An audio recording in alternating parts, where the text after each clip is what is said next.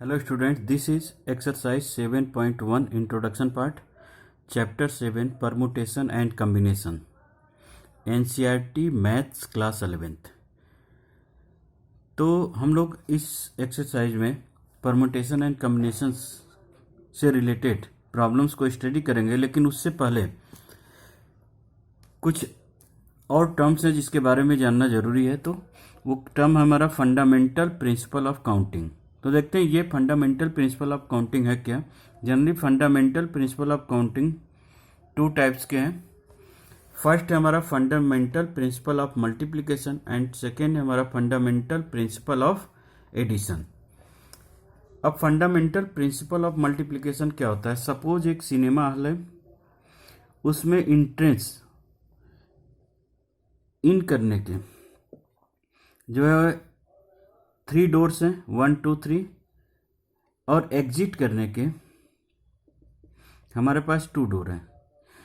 तो कोई पर्सन अगर इस सिनेमा हॉल में इंटर करना चाहता है तो क्या होगा, 1 2 3 तीन में से किसी भी डोर से वो इंटर कर सकता है, लेकिन निकलने के उसके कितने तरीके हैं, 2 हैं। और जब ये दोनों टास्क कंप्लीट करता है तो हम कहेंगे कि ये वर्क हमारा कंप्लीट हो गया। तो यानी इंट्रेंस करना और एग्जिट करना, इन और आउट होना, दोनों टास्क अगर कंप्लीट होता है तो ये टोटल वर्क हमारा कंप्लीट हो जाता है। तो ऐसे क्वेश्चंस को हम लोग फंडामेंटल प्रिंसिपल ऑफ मल्टीप्लिकेशन में लेते हैं।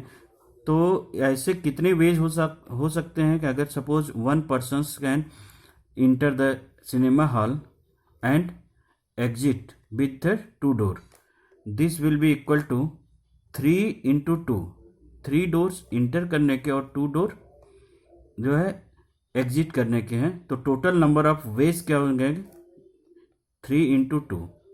तो इतने तरीके से वो क्या करता है, इस टास्क को, इस वर्क को कंप्लीट कर सकता है। But fundamental principle of addition में क्या है, कोई भी वर्क है उसमें से कोई एक वर्क भी अगर हम कंप्लीट करते हैं वो दूसरे पे डिपेंड नहीं रहता है। तो ऐसे क्वेश्चंस को हम लोग फंडामेंटल प्रिंसिपल ऑफ एडिशंस में सॉल्व करेंगे।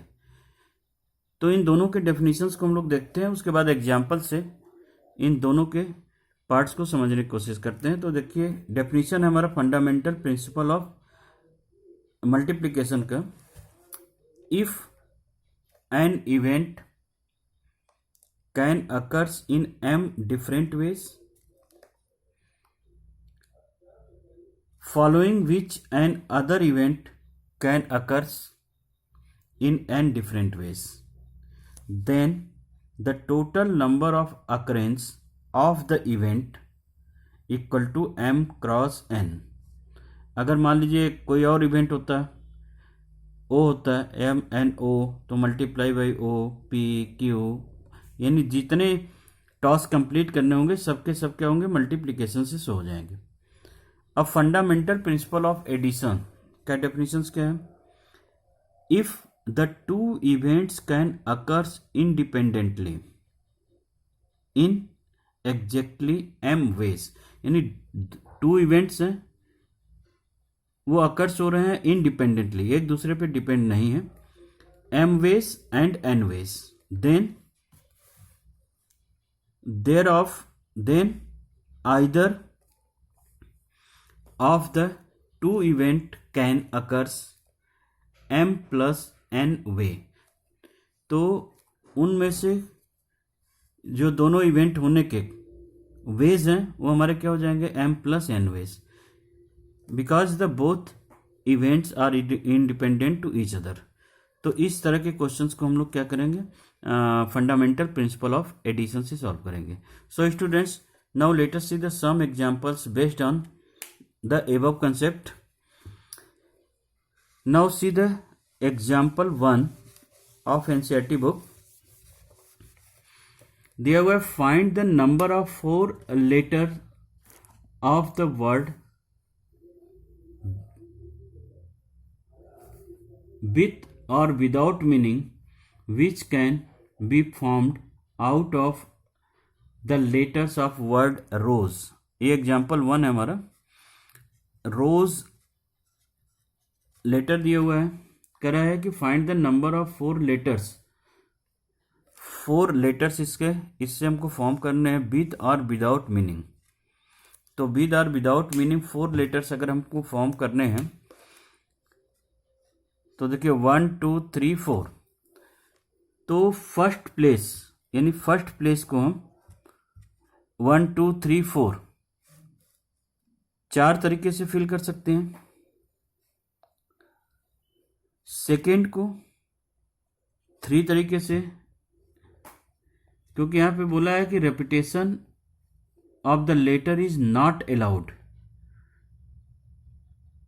वर्ड का रेपिटेशन अलाउड नहीं है, यानी कोई वर्ड हमने एक लेटर से एक बार यूज किया तो दूसरी बार यूज नहीं करेंगे। तो ये हो गया 4 वेज, और इसको कितने तरीके से फिल कर सकते हैं? 3 वेज, इसको 2 वेज, एंड ये क्या हो गया? 1 veg.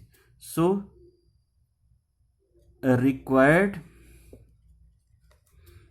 Number of ways equal to क्या होगा? Total 4 into 3 into 2 into 1, 4 into 3 into 2 into 1। So this will be equal to 4 3 जा 12 2 जा 24। तो ये 24 वेज हो जाएंगे 4 लेटर्स को फॉर्म करने के लिए। Now students see the example second. Example second में दिया है given 4 flag of different colour. 4 flag of different colour. Example 2, 4 flag of different colour. Different colour, colours के फॉर्म करने हमको। कंडीशंस क्या दिया? How many different signals can be generated if a signal requires the use of 2 flags one below the other. अच्छा, 2 different colours के flag हमको बनाने हैं, अब 1 बिलो द अदर।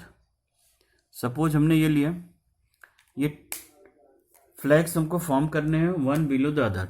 तो देखिए ये टोटल हमारे पास कितने कलर हैं? 4 कलर्स हैं। तो फर्स्ट को हम 4 में से कोई भी कलर चूज कर सकते हैं। अब एक कलर से हमने इसको फिल कर दिया, तो हमारे पास कितने कलर बचे? Total 3।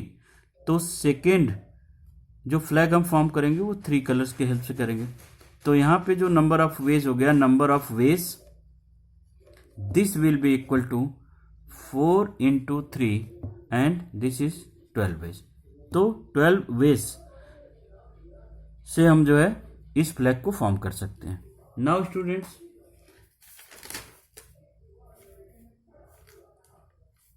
See the example third. Example third में दिया है how many 2 digit even numbers can be formed. How many 2 digit even number can be formed the digit 1 2 3 4 5। ये एग्जाम्पल थर्ड है, डिजिट दिया हुआ 1 2 3 4 5। तो इससे हमको 2 डिजिट के इवन नंबर फॉर्म करने हैं, 2 डिजिट इवन नंबर। तो देखिए 2 डिजिट इवन नंबर अगर मुझे फॉर्म करने हैं, 2 डिजिट, तो यूनिट प्लेस पे हमारा क्या होगा? यूनिट प्लेस पे हमारा या तो 2 और 4 हम यूज कर सकते हैं यहाँ पे।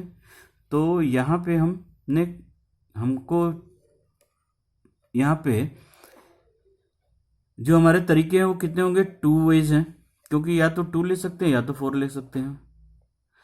बट अगर हमने कोई एक नंबर हम यहाँ यूज कर लिए, तो यहाँ पे एक चीज दिया हुआ है if the digit can repeated.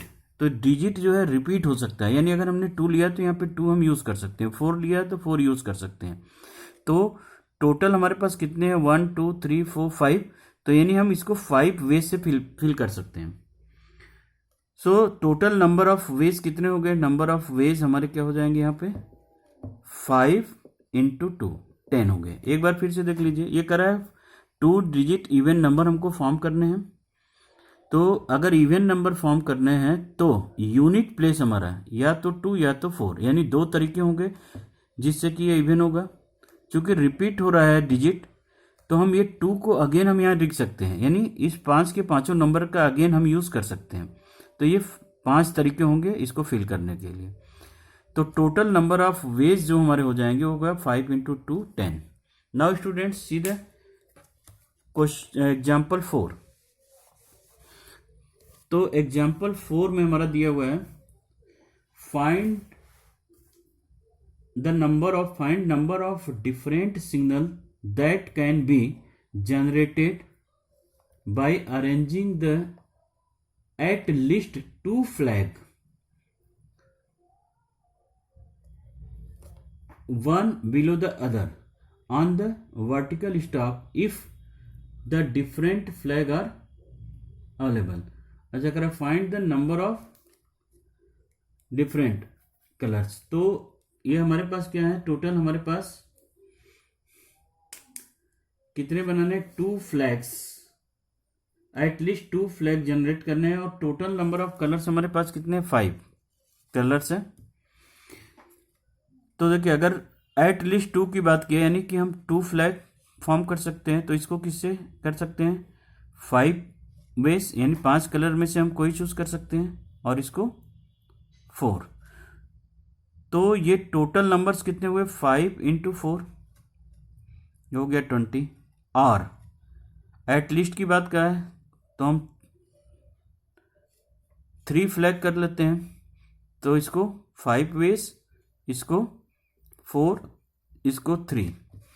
तो ये टोटल कितने हो जाएंगे, 60। और 4 कलर के फ्लैग हम फॉर्म कर सकते हैं, इसको 5 ways, 4 ways, 3 ways and 2 ways. तो ये टोटल कितने हो जाएंगे हमारे, 120। एंड आर 5 के 5 कलर्स हम यूज कर सकते हैं,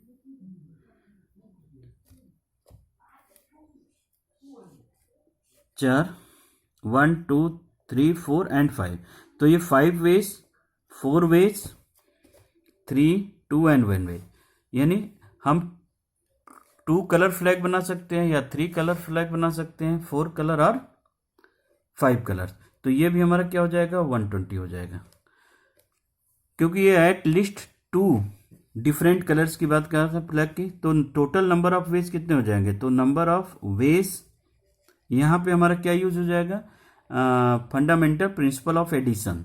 तो ये हो गया हमारा 20 प्लस 60 प्लस 120 प्लस 120,